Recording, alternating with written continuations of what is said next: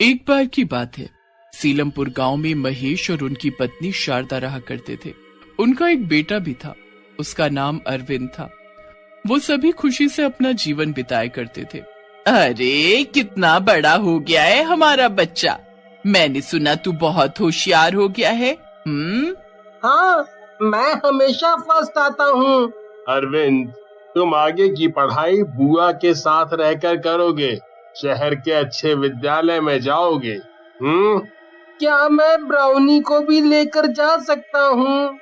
नहीं बेटा, अगर ब्राउनी भी वहाँ गया तो तुम ढंग से पढ़ाई नहीं कर पाओगे, इसीलिए वो यहीं रहेगा और तुम छुट्टियों में उससे मिलने आ जाना। तब तुम्हें दिन भर खेलने से कोई नहीं रोकेगा, ठीक है? आज से अरविंद हमारे साथ ही रहेगा, उसे अपने कमरे में ले जाओ। कुछ दिनों बाद अरविंद का एडमिशन कार्तिक के स्कूल में हो गया। दोनों बच्चे मन लगाकर पढ़ने लगे। इसी तरह कई साल बीत गए। एक दिन, अजीत सुनो ना, कितना समय हो गया है अपने बेटे से मिले हुए, आप उससे कहो ना वो यहाँ आए हमसे मिलने। ठीक है, रुको, उसे कॉल करता हूँ। हेलो। जी हाँ पिताजी। कैसा है तू? सुन, तेरी माँ चाहती है कि तू उनसे मिलने यहाँ आ जाए। ठीक है पिताजी, मैं आज ही कंपनी में छुट्टी के लिए बात करता हूँ। ठीक है। कुछ दिनों बाद अरविंद बिना बताए शाम को घर पहुँच गया। माँ। अरविंद, तू यहाँ, तूने बताया भी नहीं कि तू आ रहा है। कितना बड़ा हो गया है मेरा बेटा। तूने आने से पहले बताया नहीं, हम तुझे लेने ही आ जाते। अगर बता देता तो आप सभी को सरप्राइज कैसे करता? कितना बड़ा हो गया है मेरा बेटा, हाथ मुंह धो ले, मैं तेरे लिए खाना बनाती हूँ। तभी अचानक उनके घर के बाहर से एक बछड़ा जंगल की ओर जा रहा होता है। लगता है यहाँ पर जंगली जानवरों का ज्यादा ही आतंक फैला हुआ है, तभी तो लोग कितना डर रहे हैं जंगल जाने से। पर जब मैं आया था तो उस तरफ तो कोई जंगल ही नहीं था, तो फिर वो किस जंगल की बात कर रहे हैं? नहीं बेटा, वो सब जानवरों की वजह से नहीं डर रहा है, बल्कि उस भूतिया जंगल की वजह से डर है। वहाँ एक राक्षस रहता है। जंगल सुबह गायब हो जाता है और शाम होते ही वापस अपनी जगह पर आ जाता है। माँ, ऐसा भी कभी होता है क्या, एक जंगल ही अपनी जगह से गायब हो जाए? अच्छा ये बताओ, ब्राउनी कहाँ है? कब से नहीं दिख रहा? बेटा, वो जंगल में चला गया था, हमने उसे बहुत ढूंढा, वो नहीं आया और उसका इंतजार भी किया। क्या आप सभी ने मुझे क्यों नहीं बताया? हम नहीं चाहते थे कि तेरी पढ़ाई पर इन सब का असर पड़े, इसलिए हमने तुझसे बात छुपाई। इसके बाद अरविंद सोचने लगता है। उसके दिमाग में कई सारे सवाल चल रहे थे। अगले दिन अरविंद अपने पुराने दोस्तों से मिलने चला जाता है। अरे अरविंद, तू कैसा है मेरे दोस्त? लगता है तू तो भूल ही गया था कि तेरा एक गांव भी है। नहीं यार, बस पहले पढ़ाई और अब ये जॉब, ये सब छोड़ो। रवि और मनु कहाँ हैं? अरे चल, मैं भी उनके पास ही जा रहा था, दोनों साथ में चलते हैं। जरा देखो तो कौन आया है। अरविंद, तू देखो भाई, आज कौन आया है। बड़ा अच्छा लगा यार तुझे इतने दिनों बाद देख कर। हाँ यार, बहुत टाइम हो गया था तुम सबसे मिले हुए। अच्छा भाइयों, ये बताओ, इस सब लोग जंगल से इतना क्यों डरते हैं? अरे भाई क्या बताऊं, तेरे जाने के बाद इस गांव में एक बाबा आया था। वो जंगल में तपस्या कर रहा था। कई सालों तक तपस्या करने के बाद उसके ऊपर मिट्टी की परत जम गई और इस गांव के कुछ आदमियों ने नशे में उस बाबा के ऊपर लाठी मार दी और उस लाठी के मारने की वजह से बाबा की तपस्या भंग हो गई और बाबा को चोट भी आ गई। तब उस बाबा ने इस जंगल को और इस गांव के लोगों को श्राप दे दिया कि अगर इस गांव का कोई भी इंसान उस जंगल की तरफ जाएगा तो वो कभी भी वापस नहीं आएगा। वो जो लोग वहां गए वो आज तक वापस नहीं आए। और उसके बाद जितने भी लोग जाने अनजाने से गए वो भी कभी वापस नहीं आए। श्राप कभी खत्म नहीं होगा ना। इसके बाद रवि अरविंद को श्राप कैसे टूटेगा वो बताता है।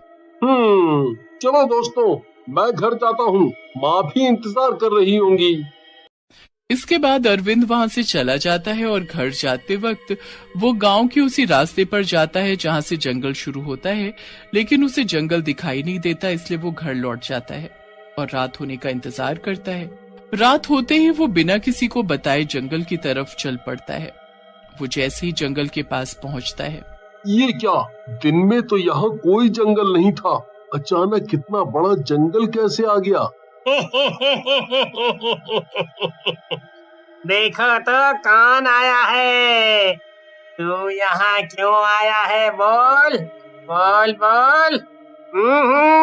पिछली बार तूने पूछा था ना, इस बार मैं पूछूंगा। नहीं मैं पूछूंगा। नहीं मैं, नहीं मैं, नहीं मैं। दोनों लड़ने लग जाते हैं। उन दोनों को लड़ता देख अरविंद चुपचाप आगे बढ़ने लगता है, लेकिन जैसे ही आगे बढ़ता है भूत बोलते हैं, कहाँ जा रहा है तू? बचना चाहता है? अब हम तुझे भी गायब कर देंगे। और तुझे जिंदगी भर हमारी सेवा करनी पड़ेगी, जैसे कि यहाँ आए बाकी सब हमारी सेवा कर रहे हैं। अरविंद डर जाता है। अरविंद अचानक बोला, तुम्हें मुझे ले जाने से पहले मेरे मालिक से पूछना पड़ेगा, समझे? वरना मेरे मालिक तुम सब की चटनी बनाकर रोटी के साथ खा जाएंगे। कहाँ है तुम्हारा मालिक? मेरे मालिक तुम जैसे छोटे मोटे भूतों से मिलने नहीं आते, लेकिन मैं तुम्हारी उनसे बात करवा सकता हूँ। करवाओ, हम भी तो देखें कौन है तुम्हारा मालिक। अरविंद अपने फोन में एक ऐप खोलता है और उसमें कुछ टाइप करता है और उस फोन से आवाज आती है, क्यों याद किया है मुझे? मालिक, ये दो छोटे भूत मुझे अपनी सेवा करने के लिए ले जा रहे हैं। मैंने तो कह दिया है कि मैं बस आपका सेवक हूँ। तो कहते हैं कौन है तेरा मालिक? तो मैंने आपसे इनकी बात करवाने की सोची। सुनो, अगर मेरे सेवक को कुछ भी किया तो मैं तुम्हें पुलाव बनाकर खा जाऊंगा। उसके बाद फोन से बिजली गरजने और डरावनी आवाज आने लग गई। दोनों भूत आपस में बातें करने लगे। सुन, लगता है ये हमसे भी ज्यादा शक्तिशाली है। कहीं ऐसा ना हो इस आदमी के चक्कर में हमें अपनी जान से हाथ धोना पड़े। दोनों गायब हो गए। इसके बाद अरविंद उस पेड़ के पास गए और बोला, हमें माफ कर दो बाबा, आपके साथ उन लोगों ने जो कुछ भी किया उसकी सजा आप बाकी सभी भोले भाले गांव वालों को मत दो। मैं आपसे हाथ जोड़कर विनती करता हूँ। अचानक बाबा आ गए। मुझ तक पहुंचना बहुत मुश्किल था, लेकिन तूने अपनी चिंता ना करते हुए अपने गांव वालों के बारे में सोचा। जा, किया तेरे गांव को श्राप से मुक्त। आज के बाद ये जंगल कभी अपनी जगह से गायब नहीं होगा। इसके बाद गांव के सभी लोग वापस आ गए। अरविंद उन सबको लेकर गांव की तरफ जा ही रहा होता है, तभी गांव के सभी लोग मशाले लेकर जंगल के बाहर खड़े होते हैं और माँ, तू ही बता, अगर मैं नहीं जाता तो ये सब ठीक कैसे होता?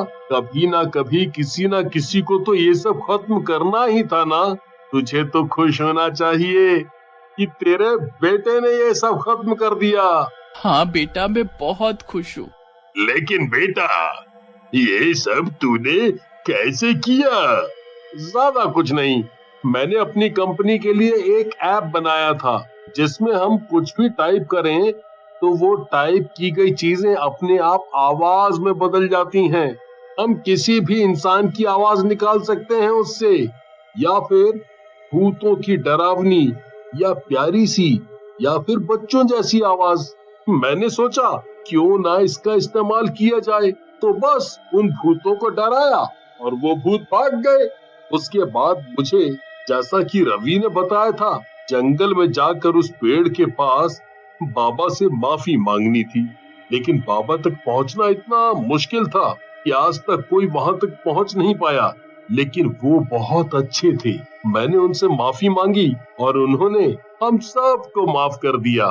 तुम्हारी वजह से बेटा हमारा गांव इस भयानक श्राप से मुक्त हो गया। इस कहानी से हमें यही सीख मिलती है कि हमें कभी भी किसी को परेशान नहीं करना चाहिए। ना जाने कब हमें लेने के देने पड़ जाएं।